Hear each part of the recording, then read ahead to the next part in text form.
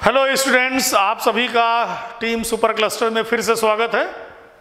अभी introductory cell biology में हम लोगों ने अभी तक सीखा कि अर्थ की origin about 4.6 billion years ago हुआ और ओरिजिन ऑफ अर्थ के लिए सबसे बढ़िया थियरी बिग बैंग दिया गया। फिर हम लोगों ने सीखा लगभग 4 अरब साल पहले प्रिमिटिव ओशन में ओल्डेस्ट बायोमॉलिक्यूल बना, that was RNA. RNA is the oldest biomolecule, जबकि पहले माना जाता था कि डीएनए इज द ओल्डेस्ट। अब आगे देखते हैं कि क्या हुआ। इसी प्रिमिटिव ओशन में ओपेरिन ने समझाया ओरिजिन ऑफ लाइफ को 8 स्टेप्स में, जिसमें से 1, 2, 3, 4 को कीमोजेनी, 5, 6, 7, 8 को बायोजेनी नाम दिया। पहले में सिंपल इनऑर्गेनिक हुआ पहले स्टेप में, सेकेंड में सिंपल ऑर्गेनिक, थर्ड में कॉम्प्लेक्स ऑर्गेनिक मॉलिक्यूल बना और फोर्थ में कोलाइडल सिस्टम। और इसी फोर्थ स्टेज में बताया गया कि मेम्ब्रेन इनक्लोज्ड वेसिकल्स बने, माइक्रोस्फीयर्स कहते हैं, और coacervates, that is aggregation of biomolecules forming colloidal system. और प्रोटोप्लाज्म को भी पॉलीफेजिक कोलाइडल सिस्टम कहा जाता है। एक और वैज्ञानिक थे, जूलॉजी में आपने नाम सुना होगा हैल्डेन का।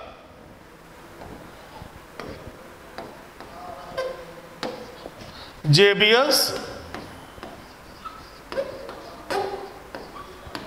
हैल्डेन, और इन्होंने प्रिमिटिव ओशन को क्या नाम दिया था? हार्ट डाइल्यूट सूप या प्रीबायोटिक सूप। और इसी प्रीबायोटिक सूप में या हार्ट डाइल्यूट सूप में पहला सेल बना, first cell, that is the primitive cell.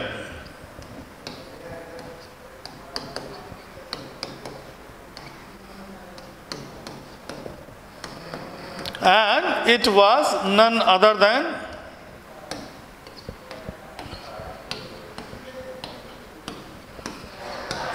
Archaebacteria.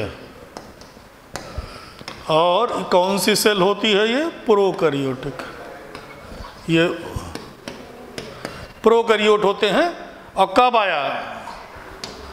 3.7 billion years ago.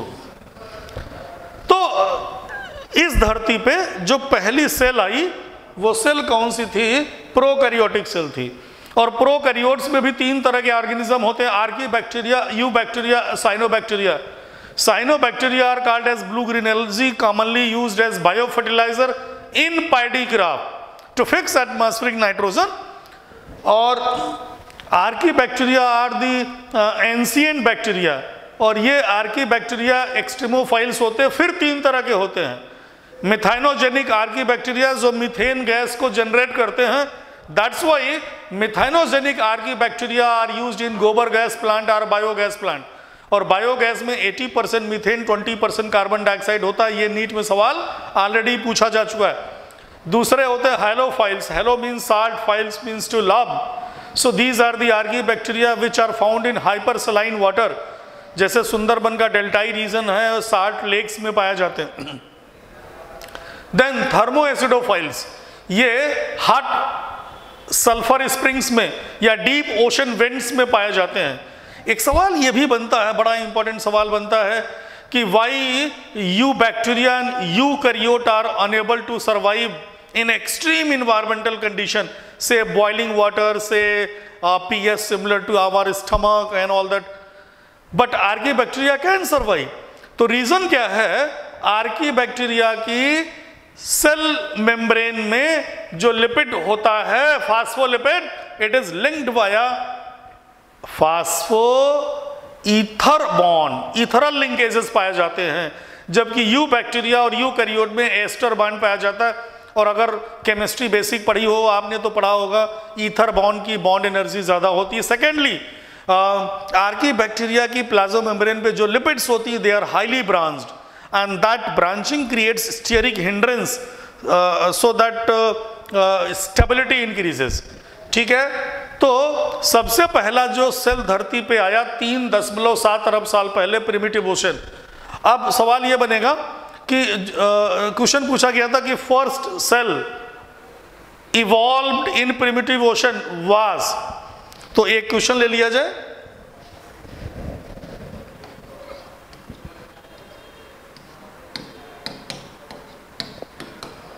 First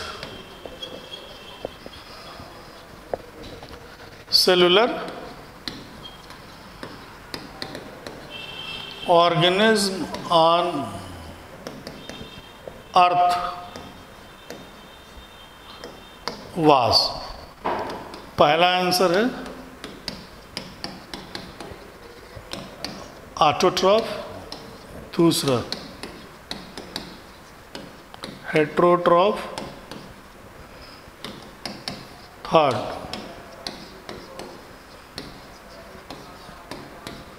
सैप्रोट्रॉफ और पैरासिटिक। सो राइट आंसर क्या है बच्चों? धरती पे जो पहला सेल आया, जो आर्कीबैक्टीरिया आया, इट वाज हेट्रोट्रॉफ। और कैसा हेट्रोट्रॉफ था? Chemo heterotroph. कीमो हेट्रोट्रॉफ था। अब सवाल ये बनता है कि इफ इट वाज हेट्रोट्रॉफ तो ये न्यूट्रिशन कहाँ से लेता था? अभी थोड़ी देर पहले हम लोगों ने पढ़ा कि जेबीएस हैल्डेन करके एक वैज्ञानिक थे जिन्होंने बतलाया कि पूरा का पूरा समुद्र जो था primitive ocean, it was like soup, tomato soup, like tomato soup जैसा न्यूट्रिएंट रिच था।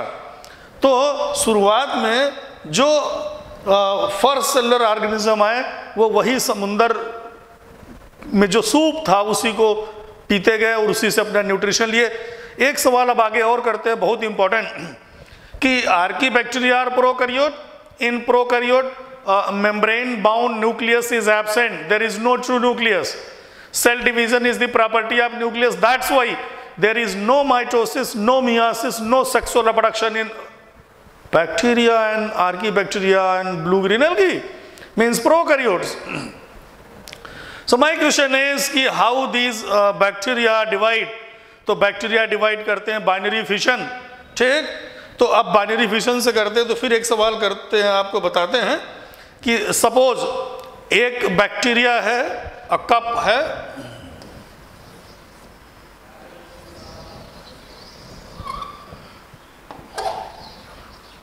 Cup has single bacteria which undergoes binary fission in every second, and it takes 59 seconds to fill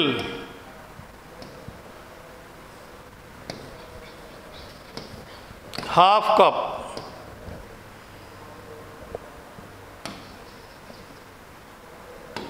How much time it need to fill full cup?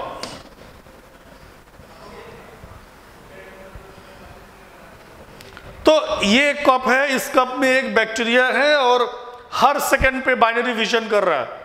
आधा cup भरने में 59 second लग गए, बचे हुए आधे कप को भरने में और कितना समय चाहिए?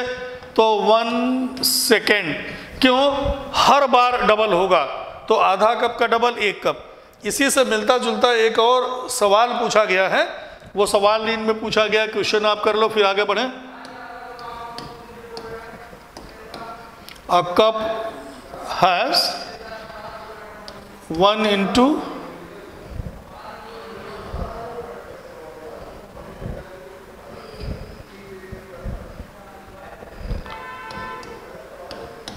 10 के power 5 bacteria,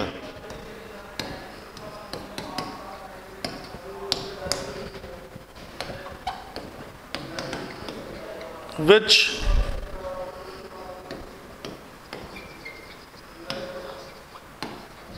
undergoes binary fission in 35 minutes. Find total number of bacteria after 175 minutes. अगर ऐसा सवाल है तो कैसे करेंगे? एक सिंपल सा जरिया, एक फार्मूला आपको सिखा दे रहा हूँ, उसी फार्मूले से आप कर लेंगे।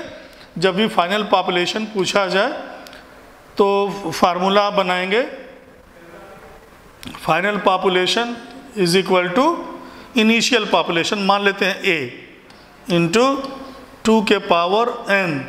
ये फार्मूला बच्चों याद कर लीजिए।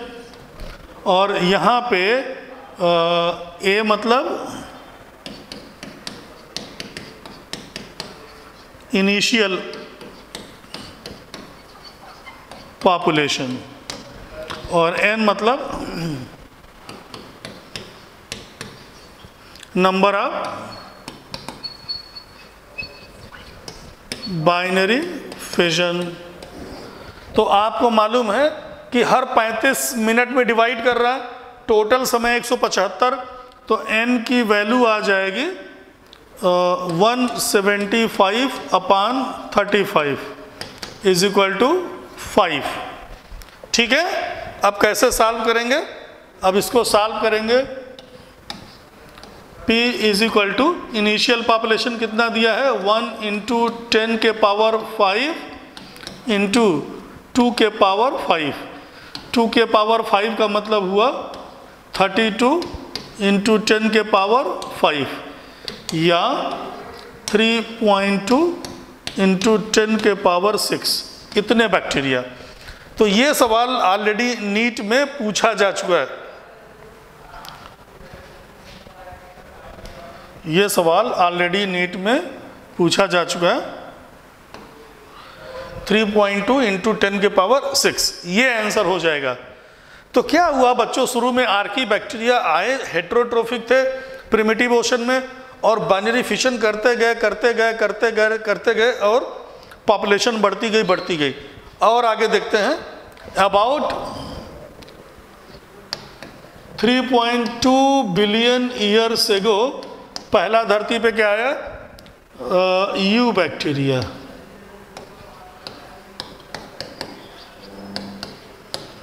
और 2.8 बिलियन ईयर्स एगो कौन आए, ब्लू ग्रीन एल्गी आए। और ये फर्स्ट ऑक्सीजेनिक फोटोसिंथेसिस।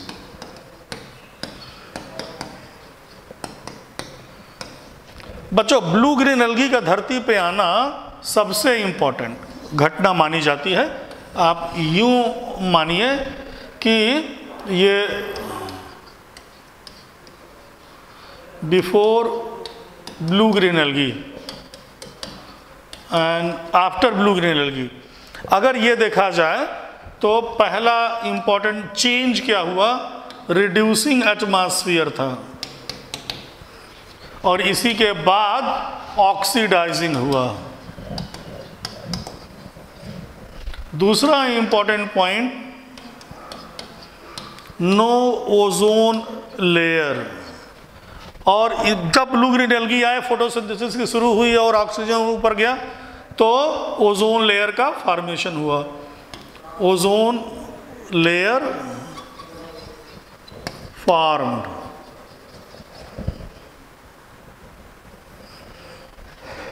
और नंबर 3,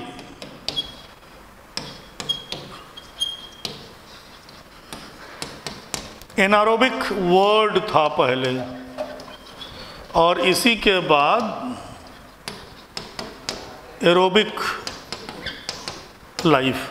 तो धरती पे ब्लू ग्रीन एल्गी का आना अब तक की बड़ी अच्छी घटना मानी जाती है, क्योंकि ब्लू ग्रीन एल्गी के पहले atmosphere was reducing, after that it slowly becomes oxidizing, there was no ozone layer. तो UV rays, cosmic rays directly आती थी धरती पे, और हमारे आपके धरती पे आने के पहले ओजोन लेयर का स्ट्रेटोस्फीयर में बनना ज़रूरी था। It acts as a blanket, ठीक है, और उसके पहले एनारोबिक वर्ड था और उसके बाद ही एरोबिक वर्ड हुआ। इसके बाद देखते हैं कैसे यूकैरियोटिक सेल आया। तो पहला यूकैरियोट कब आया? 1.5 बिलियन ईयर्स एगो। और कौन सी थियरी सबसे मोस्ट एक्सेप्टेड है? Endosymbiotic theory, and it was given by मेरेस्कॉकी।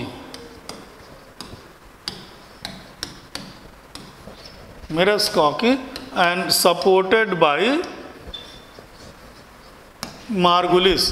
नाम याद रखिएगा, एंडो मतलब विद इन और सिम्बायोसिस मतलब living together benefiting each other. तो लगभग 1.5 अरब साल पहले धरती पे पहली यूकैरियोटिक सेल आया। ठीक, कैसे आ रहा होगा? तो ये देखिए, ये है प्रिमिटिव ओशन और ये था ओशन, और इसी ओशन में क्या था? इसी ओशन में प्रोकैरियोट्स भरे पड़े थे शुरुआत में। ठीक, और बाइनरी फिशन करते थे। जो भी ये हार्ड डाइल्यूट सूप था, ये धीरे धीरे धीरे धीरे खत्म हो गया। आप यूं समझो कि एक बड़ा सा बैक्टीरिया है, ये भूख के मारे तड़प रहा था, तड़प तड़प के इस दिल से आह निकलती रहे और कौन मिल जाए किसको खा लें, मीन्स ये भूखा परेशान था, घूम रहा था समुद्र में। इसकी नज़र पड़ गई एक छोटे से एरोबिक बैक्टीरिया पे। This was aerobic bacteria. और जब भूखे रहिए आप भी तो समझ में नहीं आता, और इसने इसको खा लिया। ये देखिए, खा तो लिया लेकिन पचा नहीं पाया। क्यों? क्योंकि प्रोकैरियोट्स में इंट्रासेलुलर डाइजेशन के एंजाइम लाइसोसोम में जो होते हैं वो नहीं होते। लाइसोसोम होता ही नहीं, membrane bound cell organelles are absent. तो ये छोटा वाला जो बैक्टीरिया है, मीन्स जो ये एरोबिक बैक्टीरिया आ गया, ये इसने बोला एंडो मतलब सेल के अंदर। थ्योरी याद रखिएगा, अभी लिखा हुआ था एंडो, एंडो मतलब सेल के अंदर। ठीक है, तो ये अंदर आ तो गया, बोला बड़े वाले बैक्टीरिया से बोलता है, और ये क्या था? It was bacteria. तो इस बड़े वाले से बोलता कि सर आपने मुझे रहने को घर दे दिया है, मैं आपकी कोई मदद कर दूं। तो ये बड़ा वाला बोलता तू क्या कर सकता है? तो ये छोटा बोला I can generate ATP energy. बोले तो बना तू, मैं और तेजी से भोजन की खोज करूंगा। So this bacteria becomes power house. Power house means mitochondria. So eukaryotic mitochondria are nothing but they are ancient bacteria. अब फिर एक दूसरे बैक्टीरिया पे इसकी नजर पड़ गई, और ये कौन सा बैक्टीरिया था? प्रोक्लोरान टाइप का था, प्रोक्लोरान टाइप का बैक्टीरिया था। और इस पर नजर पड़ी, इसको भी खा लिया। ये देखिए, लेकिन इसको भी नहीं पचा पाया। तो ये वाला बोलता है कि मैं भी आपकी मदद करूं। तो बड़ा वाला बोलता है तू क्या कर सकता है? कहा मैं खाना बना सकता हूं। बोले बना, हम लोग तो भोजन के लिए ही परेशान थे। तो यही बच्चों किचन ऑफ द सेल बन गया, और किचन ऑफ द सेल हम लोग बोलते हैं क्लोरोप्लास्ट को। ठीक है, और अब यहाँ जब इस सेल के अंदर भोजन बनने लगा, फिर थोड़ा बहुत लिपिड और जो प्रोटीन था उसके द्वारा जेनेटिक मटेरियल अलग हो गया। तो इस तरीके से न्यूक्लियस अलग हो गया। और फिर जब कहीं किसी घर में खाना बनने लगता है, तो ये देखिए, ये एक स्पाइरल बैक्टीरिया था, इसको हम बोलते हैं spirochaete.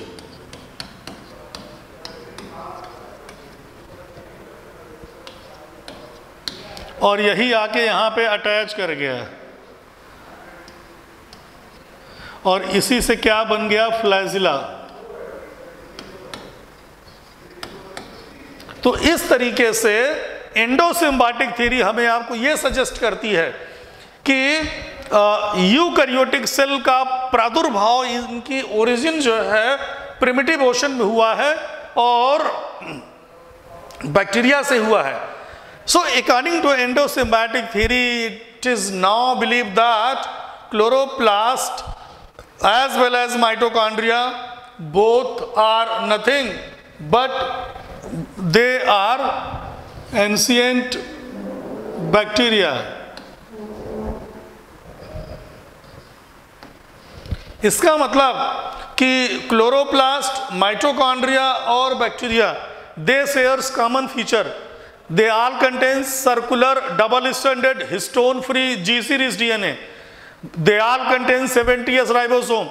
They all are capable of ATP formation, either oxidative phosphorylation or photophosphorylation or both. And finally, they all undergoes division by binary fission.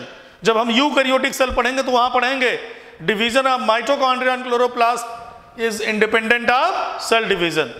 तो बच्चों इस तरीके से सारी की सारी सेल आई, पहले प्रोकैरियोट आया फिर यूकैरियोट आया, और इन दोनों के बीच में एक कनेक्टिंग लिंक होता है जिसे हम लोग बोलते हैं मीसोकैरियोट.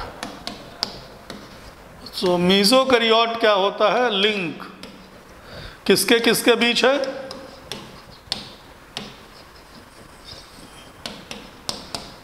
Prokaryote and eukaryote. तो यहाँ पे बच्चों ब्रेक लेते हैं हम लोग, इसके बाद इसके क्वेश्चंस करेंगे और फिर आगे की बात करेंगे. Thank you.